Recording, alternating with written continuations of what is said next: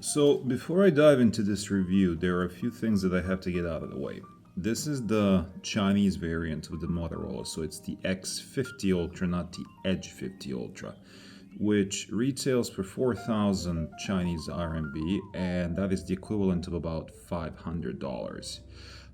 From what I've seen on GSM Arena, the differences are very minute. So whether you're considering the Edge 50 Ultra, just do some research, keep that in mind. But the hardware is pretty much identical with just a few network bands.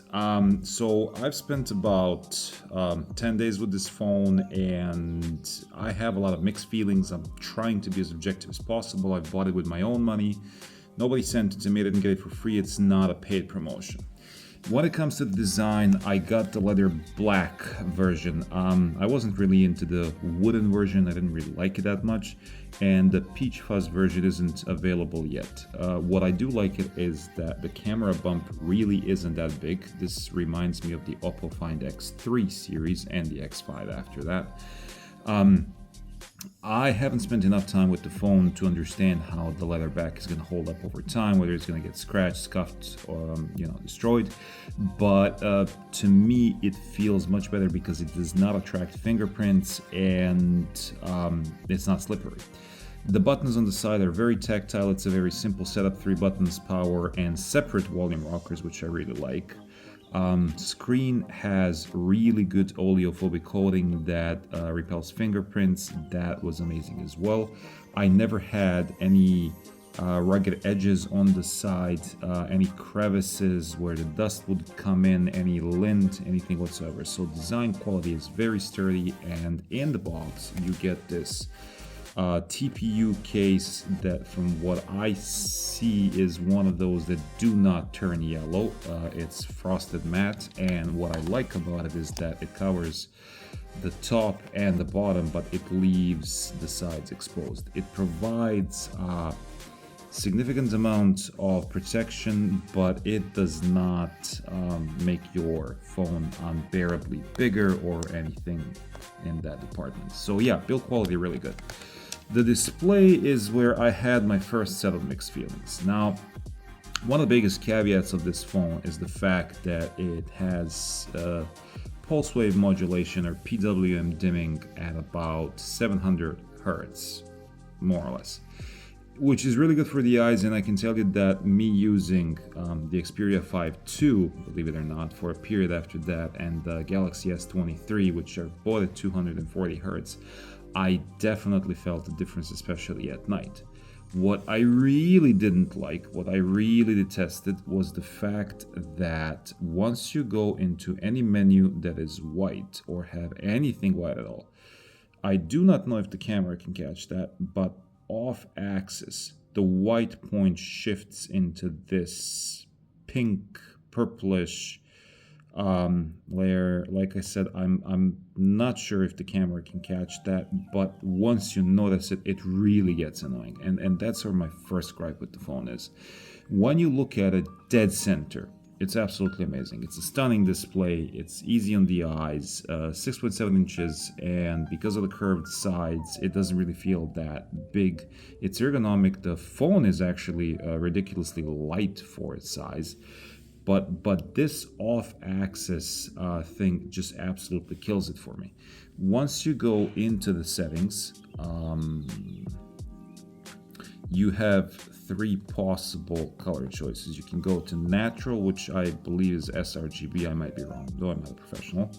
Then you can go into radiant, which bumps up colors a little bit, and then you go into vivid, which changes the white point to much cooler, and then you can additionally go to warm, cool, and it genuinely provides you with a lot of options. So PPI is at about 450. It's a very crisp display. Watching YouTube, any other content, perfectly fine, but this white point off axis shift is absolutely killing it for me. Another thing is battery. Like, I got the phone off the charger about 20 minutes ago and it's already at 95%, and that is 95% with me just listening to music with the display turned off. The battery life hasn't been that great. Now, In lieu of that, you do get a 120 watt charger in the box, which changes things significantly. The phone charges in like 20-25 minutes from 0 to 100. The battery has been underwhelming. Like, when I first got the phone, I was hoping that in a few days the phone's going to figure out usage patterns, the battery was going to go up, but it didn't really. Does it get me through a heavy work day? No. But do I have battery anxiety? Not really, because of that particular charger. And in lieu of battery, talking about performance, the phone has Snapdragon 8S Gen 3, and the performance is ridiculously snappy. I haven't changed any animations, reduced anything at all. The phone is blazing quick. But then in lieu of that as well, the phone just gets randomly warm for no reason. It's not unbearably hot, it's just something that I'm watching videos or I'm listening to music or I'm just replying to my WeChat messages here in China, and the back of the phone just gets warm. Not really sure what's happening there, if there are background processes that are raising the CPU temperature, or I would not like to believe that it's a heat management issue, but whatever it is, it's happening. Another place where I had mixed feelings was the battery. Sorry, not the battery, the sound. And here's why. With the speakers, and as much as I always play my own music, I actually got published recently. So I honestly have no idea if playing my own music is going to give me a copyright strike.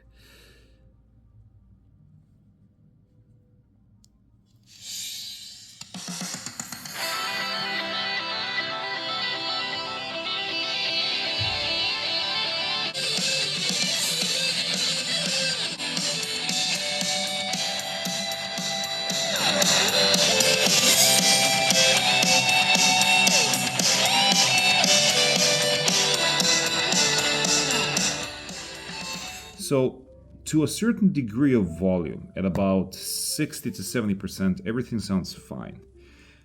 In my personal opinion, they should have sacrificed volume for clarity, simply because anything after those 70% is... it's starting to distort. It's not clipping, it's not cracking, but there is a certain level of distortion. And speaking of that, like, I was very happy to see in the renders that the bottom firing speaker is actually up, so you can hold the phone playing games. But then the other speaker is on the opposite side, which means that no matter whether you turn your phone like this or you turn your phone like this, either way, you're gonna cuff one of the speakers while gaming, which whoever designed that wasn't really thinking about it. The audio in the earbuds for me also has the same problem. To a certain level of degree and instruments, it sounds absolutely fine. There is a lot of space in there. When I say space, like there's a lot of imaging. The sound stage is really wide, but then if bass kicks in a song that is bass heavy, whether it's what was I listening to? Benny Benassi's Ghosts, or even metal songs that have slightly more compressed bass, like anything from Sabaton, that bass is just gonna sound really weird. So I'm also having mixed feelings about that as well. The Dolby application allows you to set up more things than I've seen on any other phone.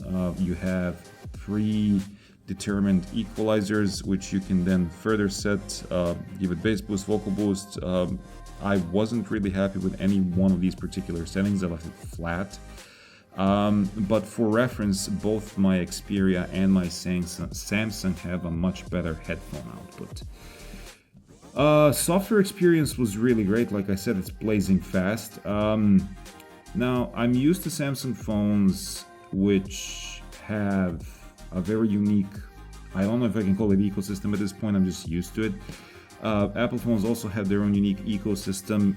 I think Motorola is at this point trying to do something like that. Like, if you go just hold a long press on the home screen and you get a selection of teams, some personalization, which is honestly quite good. Actually, this quite reminds me of Color OS's, Oppo's, and also Vivo's and OnePlus's at this point personalization. So like, It feels familiar because it feels like a mixture of a lot of different UIs, if that's the best possible option for it. Is it good? Yes, it's very handy. It's not really overwhelming, and I like that they kind of kept the stock-ish look of Android here, for better or for worse. So software experience for me wasn't really bad. You have a lot of customization options, whether it's icons, widgets, wallpapers, UI. So software is good, and like I said, couple that with the CPU and 12 gigabytes of RAM,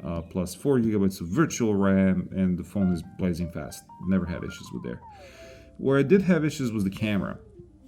So here's a shot of my own apartment, and I don't know if we can consider these to be tricky situations. I really hope these are not really considered to be tricky situations.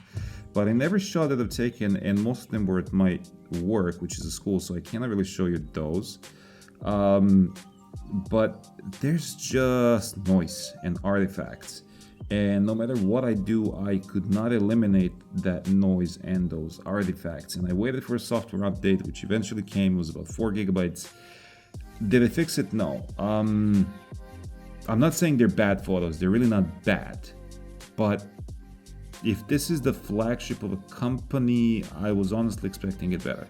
This was shot pitch dark, and I mean pitch dark. And what I didn't like was that there was no setting where I could disable this ridiculous night mode. Like, it shifted into purple because it was trying to overcompensate with exposure and shutter speed. And I want my phone to be able to shoot the way that I see it, even if it's pitch black. So if I'm shooting a black scene, I want it to stay black. I don't want it to be artificially lit. Selfies were fine, surprisingly. My skin tones here, they were really fine. And between these two pictures, you can definitely see there is a different amount of blur in the background. When you go into the camera UI, you will see that, for example, for portrait photos, it definitely allows you to change the aperture, kind of. Like I said, I couldn't find any setting here that I could absolutely disable the night mode, even if I don't want it to. Again, all in all, my general summary of the review is that they're trying to implement things. They're trying to go the right direction. And when I say trying, after the 30 series, the 40 series, this is the 50 series, instead of trying at this point, they should be able to nail it. For $500, it's a great phone. It really depends on what your preferences are. And like I said, I really have to make this very clear. I'm comparing this to the Samsungs and the Xperias and the absolute flagships.